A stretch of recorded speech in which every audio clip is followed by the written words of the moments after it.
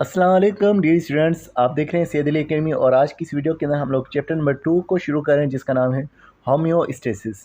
अब अगर हम बात करें तो पहले हमने चैप्टर नंबर 1 को कंप्लीट कर लिया है, उसकी प्लेलिस्ट आपको इसी चैनल पर मिल जाएगी। दूसरे चैप्टर की बात करें तो इसका जो नाम है होम्योस्टेसिस, ये दो लफ्ज़ों पर बना हुआ है। पहला लफ्ज़ इसमें मौजूद है होम्यो, और दूसरा लफ्ज़ इसके अंदर मौजूद है स्टेसिस। बात करें इन दोनों के मतलब के हवाले से तो होम्यो का मतलब होता है सेम, और स्टेसिस का मतलब होता है रहना, यानी कि सेम रहना। बाहर हमारी बॉडी के जितने भी चेंजेस आ रहे हैं, उन सब के बावजूद हमारी बॉडी की चेंजेस ना आए, हमारी बॉडी अपने आप को सेम रखे, इस सारे मैकेनिज़्म को होम्योस्टेसिस कहा जाता है। तो इस सारे के बारे में अगर हम शुरुआत करें, इंट्रोडक्शन की बात करें, तो यहाँ पर इसका इंट्रोडक्शन मौजूद है, और इंट्रोडक्शन में इसकी वजाहत की गई है कि क्यों हमें होम्योस्टेसिस रिक्वायर्ड होता है। तो यहाँ पर लिखा हुआ है, the internal condition of an organism is refer two is internal environment. अगर हम बात कर रहे हैं कि जानदार की internal conditions, internal environment same रहे, तो इंटरनल इन्वायरमेंट से क्या मुराद है? इंटरनेट इन्वायरमेंट से मुराद है उसकी बॉडी, उसकी सेल्स। तो सेल्स को कैसे मेंटेन रखना है? वाटर की क्वांटिटी मेंटेन रखनी होती है सेल्स के अंदर। उसके अलावा जो सॉल्यूट्स हैं, जो साल्ट है, उसको मेंटेन रखना होता है। और एक और चीज़ जो कि है टेम्परेचर। इन तमाम चीज़ों को हमारी बॉडी के अंदर, हमारे सेल्स के लिए मेंटेन रखना लाजमी होता है। और सेम रखने की वजह क्या है कि लिखा हुआ है कि for proper metabolic functions body require all this condition at a particular level. कि अगर हमारी बॉडी मुख्तलिफ रिएक्शंस करना चाहती है, मेटाबॉलिक रिएक्शंस करना चाहती है, मेटाबॉलिक रिएक्शंस वो रिएक्शंस होते हैं जिनके दौरान चीज़ें बनती हैं और टूटती हैं। हमारी बॉडी को कई सारे रिएक्शंस करने पड़ते हैं मुख्तलिफ चीज़ें बनाने के लिए। तो उन तमाम चीज़ों के लिए ये तीनों प्रॉपर्टीज़ अहम होती है, टेम्परेचर भी, सॉल्यूट्स का अमाउंट भी, और वाटर का अमाउंट भी। तो इसकी डेफिनेशन लिखी हुई है कि होम्योस्टेसिस एक सेट है मेटाबॉलिज्म का, यानी कई सारे रिएक्शंस का मजमूआ है होम्योस्टेसिस। होम्योस्टेसिस कोई एक रिएक्शन नहीं है, इसके अंदर कई सारे रिएक्शंस होते हैं। और रिएक्शंस का काम क्या है? जो कि मेंटेन करते हैं internal environment of living organism with in suitable limits.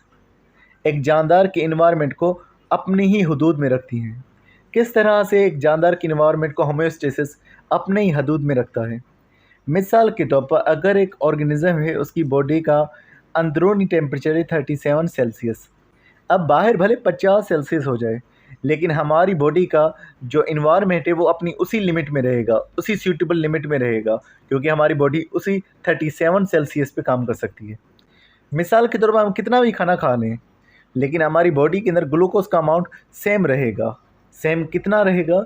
मिसाल के तौर पर 1 लीटर के अंदर 1 ग्राम ग्लूकोज का हमारे पास मौजूद रहेगा, भले ही हमने कितना भी शुगर खा लिया हो। तो हमारी बॉडी तमाम चीज़ों को अपनी लिमिट में रखती है, और चीज़ों को अपनी लिमिट में रखना ये होम्योस्टेसिस होता है।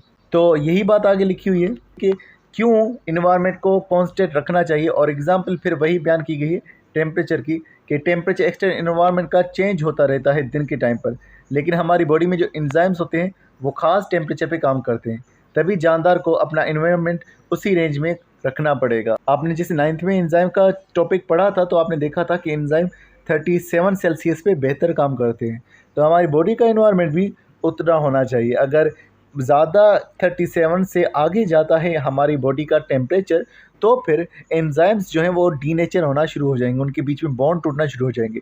अगर हमारी बॉडी में एंजाइम ही नहीं रहेंगे, तो फिर आगे चल कर के और रिएक्शंस भी नहीं हो पाएंगे।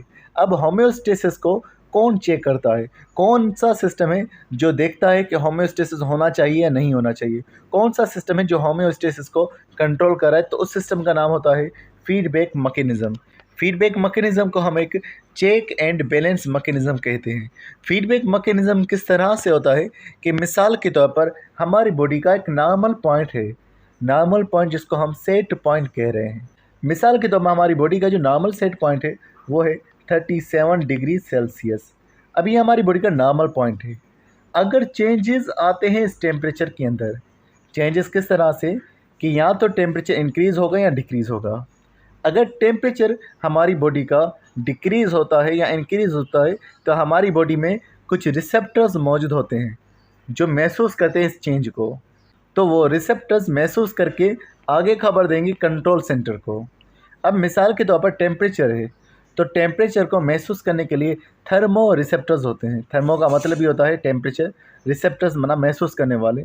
तो थर्मो रिसेप्टर्स आगे कंट्रोल सेंटर में यानी कि ब्रेन को खबर देंगे कि जो टेम्परेचर है वो कम हो चुका है, कम या ज़्यादा हो चुका है।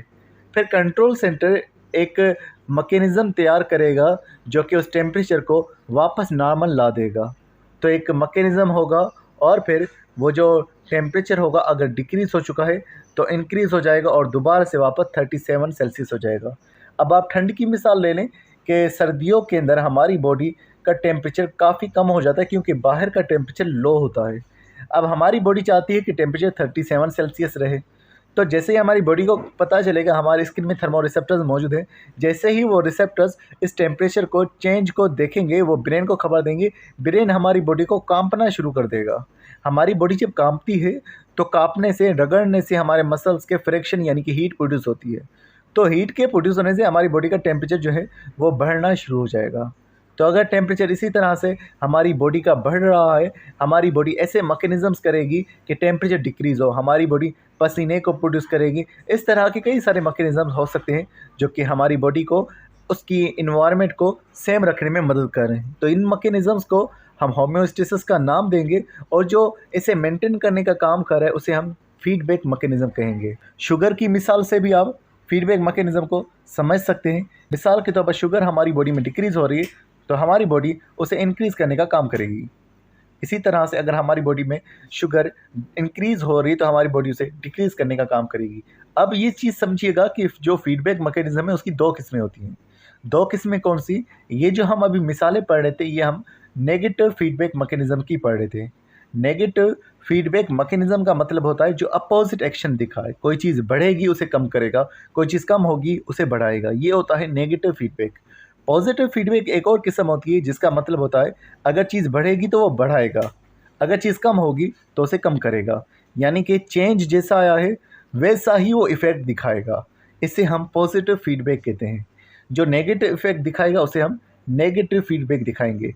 यानी कि चेंज अगर बढ़ा तो कम हुआ, चेंज अगर कम हुआ है तो वो बढ़ेगा। लेकिन जो पॉजिटिव फीडबैक है वो बढ़ती चीज़ को बढ़ाएगा, कम होती चीज़ को मज़ीद कम करेगा।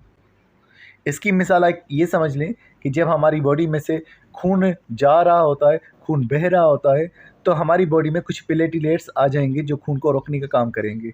अब पॉजिटिव फीडबैक वहाँ पर और प्लेटलेट्स को लाएगा ताकि खून और तेज़ी से रुक सके। मतलब कि पहले खून रोकने की कोशिश हो रही थी लेकिन पॉजिटिव फीडबैक उस कोशिश को और बढ़ा देगा। तो पॉजिटिव फीडबैक का काम बढ़ती हुई चीज़ को बढ़ा देना है और कम होती चीज़ को कम कर देना है। अब हम जिक्र करते हैं कि होम्योस्टेसिस कैसे होती है, किस तरह से होम्योस्टेसिस हो रही होती है। तो होम्योस्टेसिस के अंदर जो चीज़ें हैं, एक होता है ऑस्मो रेगुलेशन। ऑस्मो रेगुलेशन का मतलब है, ऑस्मो इस लफ्ज़ का ही मतलब है वाटर और साल्ट, रेगुलेशन का मतलब है मेंटेन रखना। तो हमारी बॉडी ऑस्मो रेगुलेशन यानी कि वाटर और साल्ट को हमारी बॉडी के अंदर मेंटेन रखेगी। मिसाल के तौर पर अगर हमारी बॉडी में से पसीना जा चुका है तो पसीने का मतलब ये है कि हमारी बॉडी में से साल्ट और वाटर दोनों जा चुके हैं। अब हमारी बॉडी कोशिश करेगी कि किसी तरह से वाटर और साल्ट को मेंटेन किया जाए। तो वाटर और साल्ट का मेंटेन करना ये हमारे पास ऑस्मो रेगुलेशन कहलवाएगा। उसके बाद दूसरा हमारे पास मैकेनिज़्म हो सकता है जो कि है थर्मो रेगुलेशन। थर्मो का मतलब है टेम्परेचर, रेगुलेशन का मतलब है मेंटेन रखना, यानी कि टेम्परेचर को हमारी बॉडी के अंदर मेंटेन रखना। फिर उसके बाद है हमारे पास एक्सक्रिएशन। एक्सक्रिएशन का मतलब होता है खारिज करना। खारिज करना मतलब कि हमारी बॉडी से निकालना। तो हमारी बॉडी में रिएक्शंस होते हैं, मेटाबॉलिक रिएक्शंस। उन मेटाबॉलिक रिएक्शंस के दौरान कई दफ़ा ऐसी चीज़ें बनती हैं जो हमारी बॉडी को नहीं चाहिए होती है। तो हम उन चीज़ों को मेटाबॉलिक वेस्ट कह रहे होते हैं और ये मेटाबॉलिक वेस्ट हमारी बॉडी से निकलेंगी। अब मिसाल के तौर पर एनिमल में जो मेटाबॉलिक वेस्ट बनता है वो अमोनिया होता है NH3, यूरिया होता है और यूरिक एसिड होता है। और प्लांट के अंदर मेटाबॉलिक वेस्ट बन रहा है गम्स, लेटेक्स, ये प्लांट के मेटाबॉलिक वेस्ट हैं। अब इनका निकलना ये एक्सक्रीशन कहलवाएगा। तो डियर स्टूडेंट्स, आज की वीडियो में इंट्रोडक्शन के हवाले से फ़िलहाल इतना ही। मिलते हैं नेक्स्ट वीडियो में, तब तक हम बहुत सारा ख्याल रखिएगा। अस्सलाम वालेकुम।